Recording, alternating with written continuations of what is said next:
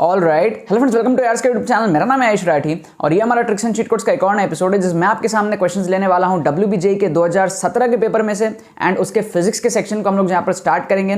2016 का पेपर हम लोग ऑलरेडी पहले पूरा का पूरा देख चुके थे। अब 2017 के पेपर में लोग ट्रिक्स एंड चीट कोड्स देखेंगे, जाली जुगाड़ तरीके देखेंगे ट्रिक से, तुक्के से, है ना, इंटेलिजेंट गेसिंग से कितने सारे क्वेश्चन हम लोग यहाँ पर जो है सॉल्व कर सकते हैं। तो फिजिक्स से हम लोग स्टार्ट करेंगे, फिजिक्स करेंगे, उसके बाद में हम लोग जो है केमिस्ट्री, मैथ्स, ये सारे जो है तीनों सब्जेक्ट को हम लोग कवर अप करने वाले हैं। ठीक है, तो जल्द से इस वीडियो को लाइक करके चैनल को सब्सक्राइब करके यार स्क्वाड का हिस्सा बन जाओ। उम्मीद करते हैं कि आपको ये वीडियो पसंद आएगी।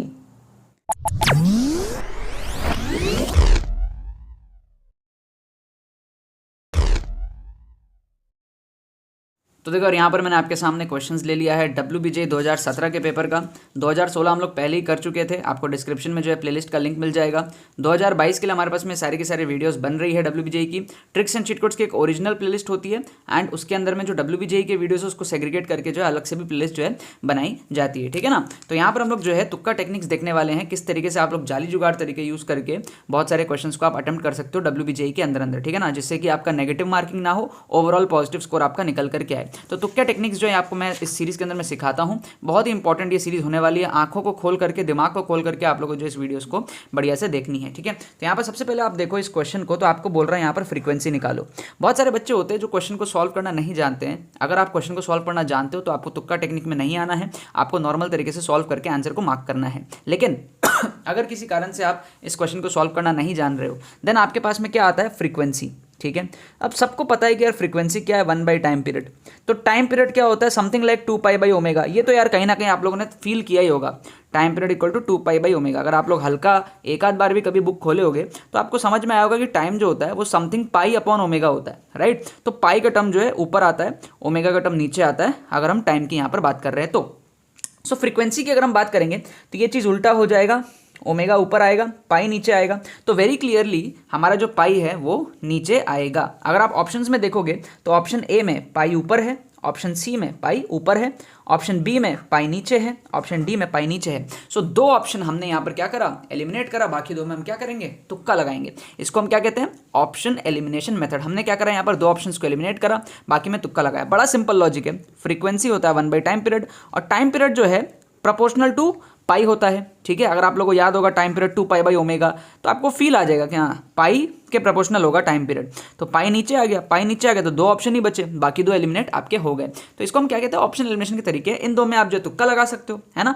किस्मत हुई आपकी तो आपको 1 नंबर पूरे मिल जाएंगे, नहीं हुई तो -1.4 जाएगा ना, मतलब 1/4 जाएगा बेसिकली। मतलब गलत हुआ तो -0.25 और सही हुआ तो +1। कम रिस्क पे बहुत ज़्यादा प्रॉफिट है।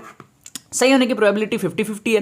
तो ऐसे केसेस में आपको जो है तुक्का लगा देना चाहिए। सोचो अगर आप 10 क्वेश्चन इस तरीके से तुक्का लगाते हो, दो क्वेश्चन, दो ऑप्शन को एलिमिनेट करके, तो 10 में से अगर आपके 5 भी सही होते हैं तो जितने आपको पॉजिटिव मिलेंगे ना उससे बहुत कम आपके नेगेटिव होंगे। तो ओवरऑल आपका जो है पॉजिटिव स्कोर यहाँ पर आ जाता है। सिमिलर तरीके से आप देखो, आप ना एक्चुअल में प्रैक्टिस भी कर सकते हो। मैं ना आपको प्रैक्टिस करा देता हूँ। चलो आप क्या करो, क्वेश्चन नंबर 1 का जा करके कॉमेंट में तुक्का मारो, बी या फिर डी में से। आपके अभी मैं प्रैक्टिस कराता हूँ, बी या फिर डी में से तुक्का मारो, कोई भी एक। ठीक है, हम लास्ट में देखते हैं आपके कितने सही होते हैं। बी डी में से कोई एक चूज कर लेना आप। ठीक है, बी डी में से आपको एक चूज कर लेना क्वेश्चन नंबर 1 में। ठीक है, अब क्वेश्चन नंबर 2 में आओ, देखो कैसे एलिमिनेट करते हैं हम। खैर क्वेश्चन नंबर 2 में ना डायरेक्ट आंसर ही आ जाएगा। ठीक है, ध्यान से आप समझना, जो टीचर होता है ना वो आपको कंफ्यूज करने का ट्राई करता है सिमिलर काइंड ऑफ ऑप्शंस में। साइकोलॉजी है, साइकोलॉजी के बेस पे हम लोग जो है ऑप्शंस को एलिमिनेट करेंगे, तुक्का लगाएंगे। जो भी टीचर होता है, जो क्वेश्चन बनाता है, उसको करेक्ट आंसर पता होता है, तो वो क्या करता है, सेम टाइप के ऑप्शंस को 2-3 रखता है ताकि वो कंफ्यूज कर सके बच्चों को। तो अगर आप ध्यान से देखोगे ना ऑप्शंस को, तो आपको दिखेगा कि भाई एन जो है ना, एन वो ऊपर है, ऊपर है, ऊपर है, लेकिन यहाँ पे नीचे है। तो ये ऑड वन आउट है, इसको काट दो, ये आंसर नहीं होगा। इसके आंसर होने के चांसेस बहुत कम है। क्यों पता है, क्योंकि टीचर को पता था कि एन ऊपर है, इसीलिए टीचर ने 3 ऑप्शन एन ऊपर वाले दिए। अगर एन नीचे होता ना तो टीचर आपको 3 ऑप्शन एन नीचे वाले देता, या कम से कम 2 ऑप्शन तो देता, दो ऊपर 2 नीचे। लेकिन टीचर ने 3 ऑप्शन में एन ऊपर दिया, मतलब कहीं ना कहीं चांसेस बनता है कि एन ऊपर वाला ही आंसर बनेगा, राइट। अब आप ध्यान से देखो तो आपके जो T/ml वाला जो पोर्शन है वो आप देखो, आप ध्यान से, तो यहाँ पर T/ml है, यहाँ पर T/ml है, यहाँ पे कुछ और ही है T/m, यहाँ पर भी कुछ और है TL/m। तो टीचर आपको 2 ऑप्शन सेम दिया है, बाकी रैंडमली कुछ भी दे दिया। तो साइकोलॉजिकली इन दो में से आंसर हमारा बनता है। क्या आपको बात समझ में आया? टीचर आपको करेक्ट आंसर्स में कंफ्यूज करने का ट्राई कर रहा है। टीचर को कहीं ना कहीं पता है कि T/ml आंसर है, इसीलिए उसने दो ऑप्शन T/ml के दिए ना, वरना वो एक ही देता। अगर टीचर को ये पता होता कि T/m के ऑप्शन सही है तो वो T/m के दो ऑप्शन क्रिएट करता, लेकिन टीचर ने T/ml के दो ऑप्शन को क्रिएट करा। तो साइकोलॉजिकली हम कह सकते हैं कि T/ml के ही आंसर होने के चांसेस ज़्यादा बनते हैं। तो हम बाकी को भी एलिमिनेट कर देंगे और सी तो ऑलरेडी एलिमिनेटेड था, तो एक ही आंसर बचेगा, आंसर ए। क्या आपको लॉजिक समझ में आया? ये तुक्का टेक्निक है यार, ये गलत भी हो सकता है, लेकिन आपके अगर 10 में से 7 बार 8 बार भी ये सही हो गया ना, और जो कि होता भी है, आप लोग पूरी सीरीज देखोगे आपको समझ में आएगा। और ये तो 2017 का अभी हम पहला एपिसोड देख रहे हैं फिजिक्स का, आप देखो इसके आगे कितने सारे एपिसोड्स और आएंगे। ये एक वीडियो में 4 क्वेश्चन में ट्रिक नहीं लगता है, बहुत सारे क्वेश्चन में ट्रिक्स लगता है। ठीक है, 2016 के क्वेश्चन में लगभग 60 नंबर में मैंने ट्रिक लगा के आपको दिखा दिया ऑलरेडी। प्लेलिस्ट में आपको जो है लिंक डिस्क्रिप्शन में मिल जाएगा। ठीक है, आपको बात समझ में आई? ये फंडा आपको मैंने बता दिया। अब आ जाओ यहाँ पर हम क्या फंडा अप्लाई करेंगे? सबसे पहले तो इसको एलिमिनेट करेंगे 10 को। क्यों? क्योंकि भाई अच्छा, इसका करेक्ट आंसर लिख देते हैं हम लोग। यहाँ पर इसका करेक्ट आंसर था ए, 2 का हमारे पास में करेक्ट आंसर है ए।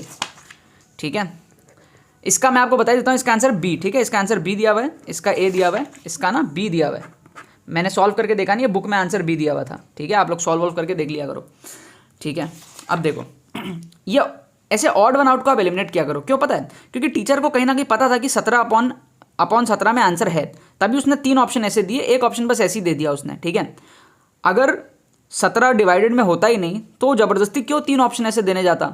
अगर आंसर 10 होना होता तो वो 10, 20, 30, 40 ऐसे ऑप्शन दे देता, लेकिन उसने 3 ऑप्शन ऐसे फ्रैक्शन में दिए, 17 को रखा, 3 बार रखा, तो साइकोलॉजिकली 17 होएगा आंसर में, तो हम डी को एलिमिनेट कर देंगे।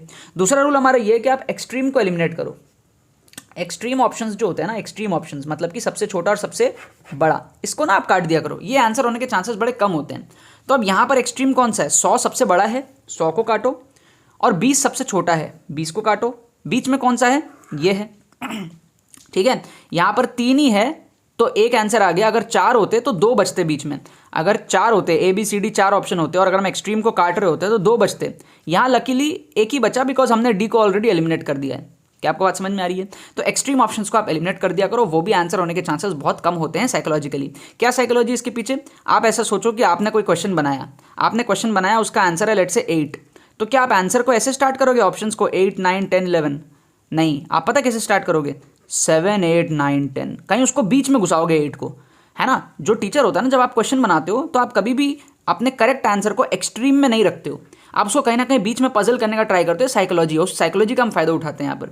भाई आप कुछ भी गेम खेलते हो, हाइड एंड सीक खेलते हो, तो आप क्या चाहते हो कि आप छुप के रहो, कोई आपको पकड़े ना, ठीक है ना?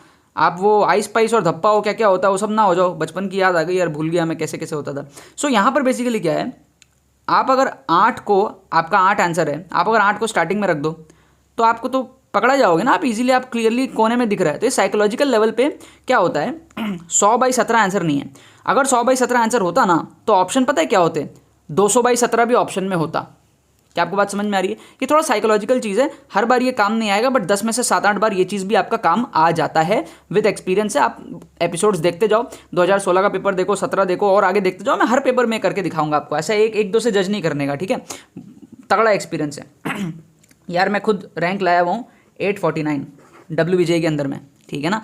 मेरी जो है मार्क्स आई थी 105 से 110 के बीच में कुछ, ठीक है ना?